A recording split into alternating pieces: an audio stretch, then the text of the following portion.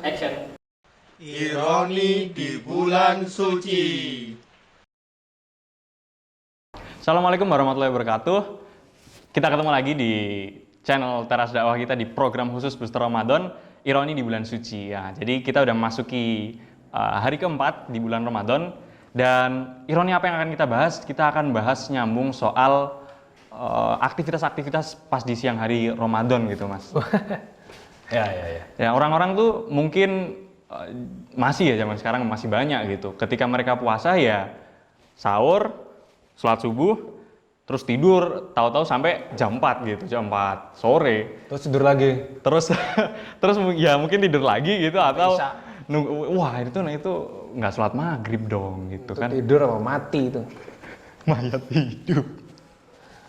Ya jadi terus malah mungkin habis itu ngabuburit, jadi ngelakuin hal-hal yang unfaedah gitu. Oh gitu. Jadi cuma formalitas aja kayak yang kita bahas di pertemuan sebelumnya. Tapi ngomong-ngomong soal itu mungkin banyak orang suka berdalih gitu. Ya aku kan tidur biar nggak maksiat, timbang aku maksiat mending aku tidur dong. Oh gitu. Nah itu gimana Mas gitu?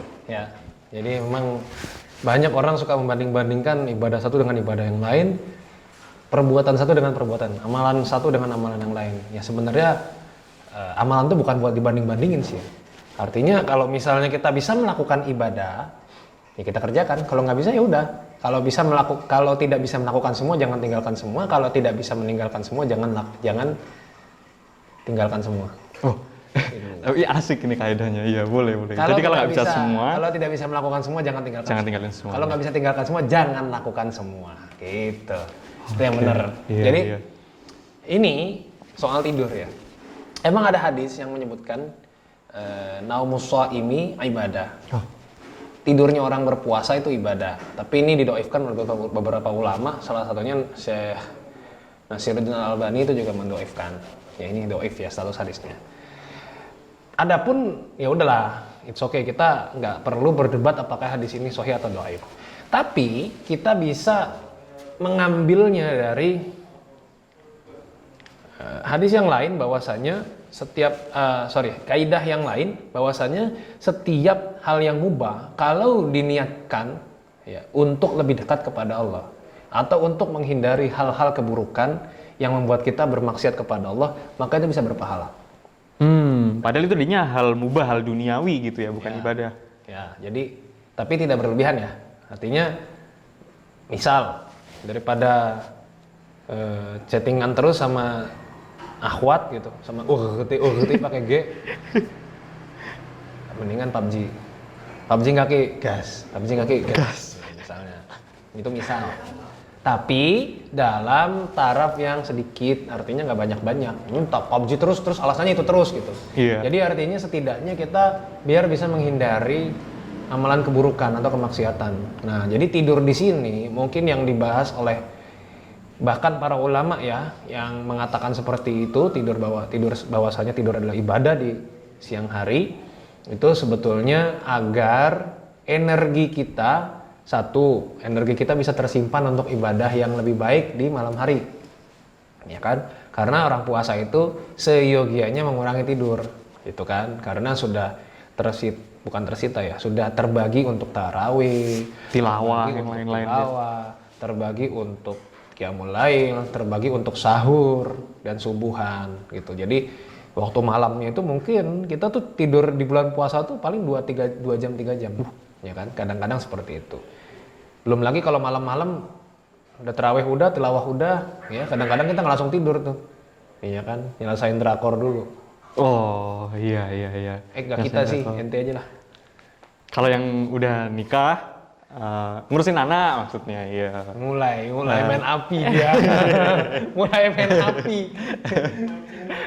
Mancing. Ngurusin anak maksudnya anaknya kan nggak bisa tidur gitu loh, nangis pas malam-malam gitu kan. Memang mungkin tidur di siang hari itu untuk ibadah yang lebih besar di malam hari, ya.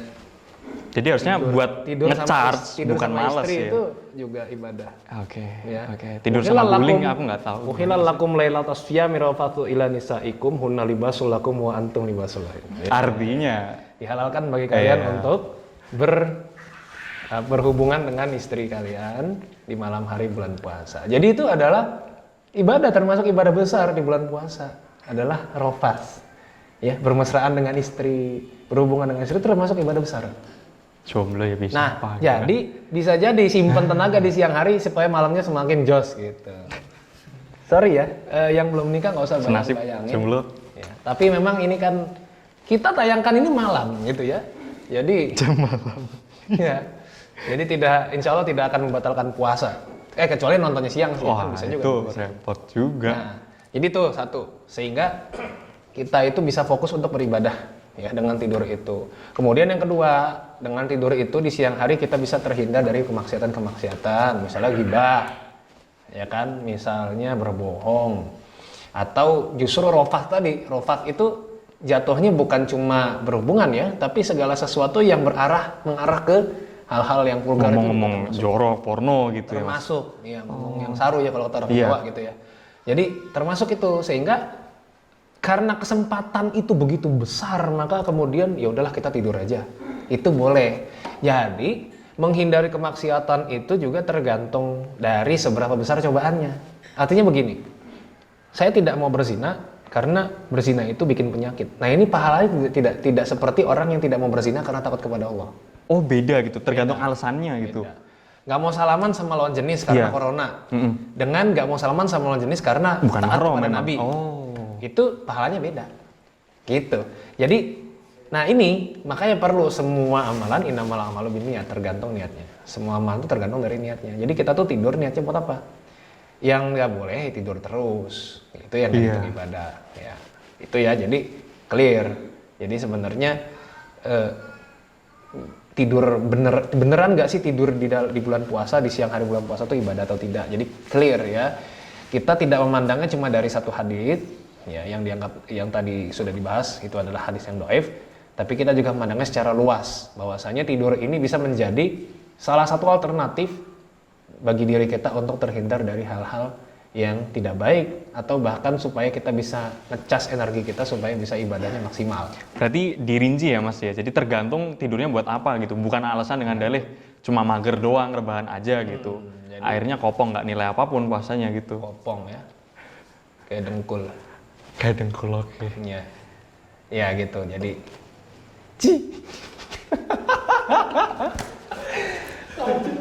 ya ya nggak apa-apa loh. Semua udah pada tahu ya. Ya gitu. Jadi intinya adalah kita harus meluruskan niat kita. Ya. Soal kopong tadi, itu kopongnya dari apa dan kopongnya kenapa. Jadi jangan sampai tidur itu benar-benar cuma buat tidur aja gitu. Tidak ada tendensi lain, tidak ada niat lain. Berarti mindsetnya harus diubah ya teman-teman itu. diubah. Konsepnya harus diubah gitu. Gimana kalau misalnya tukang tidur nih? Gimana? Ya nggak tahu gimana. Iya. Karena ada orang yang memang ini ya, memang orang yang apa tuh, mereka tuh memang ya tukang tidur, pelor ya. Pelor ya dikit, nempel dikit. Pasti di antara kalian ada seperti itu. Muka bantal. Mukbang, mukbang tuh muka bantal. Itu terjemahan mukbang. Bagus sekali. Enggak, tapi memang ada kan ya teman-teman yang seperti itu. Yang memang ngantuan banget, itu ada. Memang ada yang ngantukan banget. Nah, gimana kalau orang yang seperti itu? Maka dia tidak masuk ke bab tadi. Bab yang tidur. Buat menghindari maksiat itu. Iya, karena dia gampang ngantuk memang. Nah, orang seperti itu gimana? Ya udah emang dasarnya dia ngantukan ya, tapi memang dia harus punya upaya supaya ngantukannya itu tidak mengganggu ibadah-ibadah dia. Kayak gitu ya. Nah, makanya setiap orang kan beda-beda. Ada yang nggak ngantukan, ada yang ngantukan. Nah, sama tadi. Kalau orang yang ngantukan, ya, dia tidur, pagi dia tidur, siang dia tidur. Tidur lagi, iya. Ini tidak masuk ke dalam bab yang tadi, yang tidurnya dinilai dengan ibadah dan pahala tadi. Nah, intinya kembali lagi niat. Ya, kita tidur tuh buat apa? Kalau memang nggak ngantuk dan waktunya lagi kosong, ya manfaatkan sebaik-baiknya, gitu. Atau yang bekerja, yang kuliah, yang sekolah, ini juga penting karena kebanyakan orang tanya gimana sih cara mengimbangi atau gimana cara maksimalkan ibadah di bulan Ramadan padahal ada kesibukan kerja, kuliah. Kuliah, iya. Ini sebetulnya kita tuh sebagai muslim itu pandangannya jangan parsial ya. Gimana itu Mas? Ya, sekolah itu kewajiban, kerja itu kewajiban, itu termasuk ibadah. Jadi jangan dianggap jadi seolah-olah tuh Itu duniawi sekolah banget dan gitu ya? Kerja itu maksiat gitu.